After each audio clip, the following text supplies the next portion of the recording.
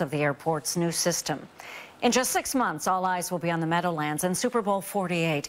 With nearly 400,000 people expected to descend on New Jersey and New York, many hotels are already booked for that February weekend. As CBS 2's Janelle Burrell explains, homeowners are hoping to cash in on the overflow. It's a quaint one family boasting a spacious open floor plan. Very large and open kitchen. You get 4 or 5 bedrooms. You know, jacuzzi, fireplace. But come February, Daniel Maiden and his family will be packing up and moving out of their Tenafly house. Well, temporarily, that is. Mainly because of the money, and make some money while going on vacation. Oh, here it is. They're among the many in North Jersey listing their homes as Super Bowl rentals on websites like sporteventrentals.com and homeaway.com, hoping to cash in on the more than 400,000 visitors expected in the region for Super Bowl 48.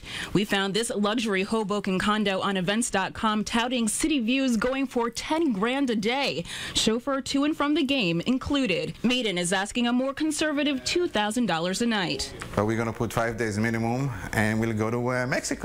Now, before you go ahead and turn over the keys, there are steps experts say you should take to make sure your place is taken care of and that the rental transaction is legal. You can't be illegally subletting your place, so that could be grounds for terminating your existing lease. So you have to check with your landlord. Rental guru Anthony Lally says a substantial security deposit and extra home insurance are also key, along with clear rules. You want to have a bullet point of do's and don'ts. It's really a crapshoot. You really don't know what you're going to get because you're literally renting to a total stranger that's going to be gone in days.